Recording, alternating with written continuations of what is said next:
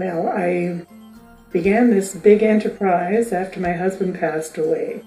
This had been his dream home, and I wanted to sort of fulfill his lifelong desire to fix it up. And we had a lot of realtors come in, and they said, no, the only thing you can do with this place is just tear it down. It's just too far gone. And I couldn't live with that. I sort of figured, no, got to look at another possibility. And I was very, very fortunate in that Gord was able to come along, and he was able to fulfill my husband's dream in many respects. To begin with, over the years before his death, we talked over what we would like to do, and never were able to get anything done. Couldn't get anything off the ground at all. And Gord came in, and he was able to take all of these ideas and expedite them so well, and he could envision very, very quickly anything that we had in mind, and bring it to fruition. Could you comment, a number of years back you had hired another professional design build company, I believe up in Acton, Ontario, to do some designs for this home. Could you comment on how that experience was versus the designs that Lifestyles came up with, as far as the difference between them, and how you would compare that firm, without mentioning the name, to this firm? Yeah, I did, and we didn't. We had spent quite a bit of time back and forth with the designer, and I don't know.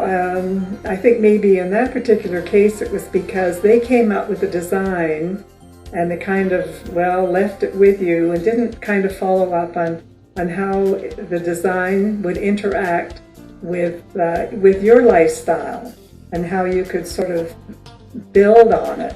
And so I think that was one of the reasons why we didn't step forward.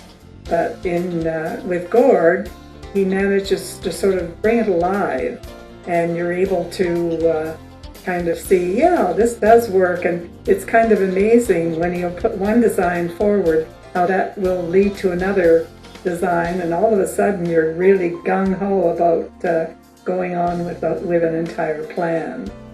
We started out and just tore the place completely apart, and started from the top down, and everything went really, really well. He was able to sort of take the ideas that I had in mind and show me, which isn't very easy, because he could look at something and right away he knew exactly how it was going to turn out. And he was very, very patient in that he would take time to show you. If he couldn't give it to you in word, then he put it down on paper, which I found very, very good.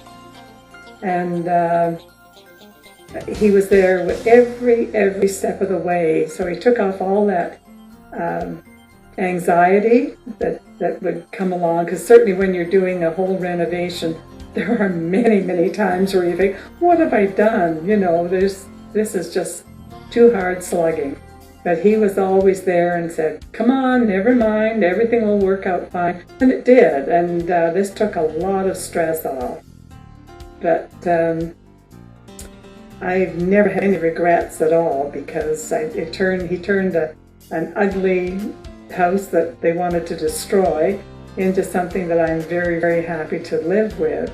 And I wanted the house renovated for me, and he has certainly lived up to those expectations.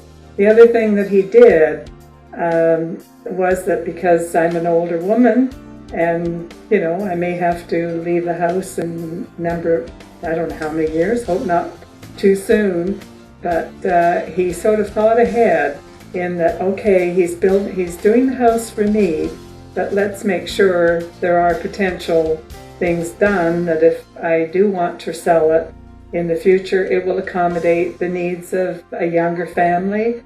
And so the house is wired. It's got, even though I don't have it working, it's all set up for vacuum. It's set up for modern internet. The wiring is completely new. Everything that that needed to be done has been done, even down to putting in closet doors that are small, so that if you wanted to put in a nice queen-size bedroom no, not too big a room, it will accommodate the things that I would not have thought of. But he was right, Johnny on the spot, with all these ideas, so that helped a great deal.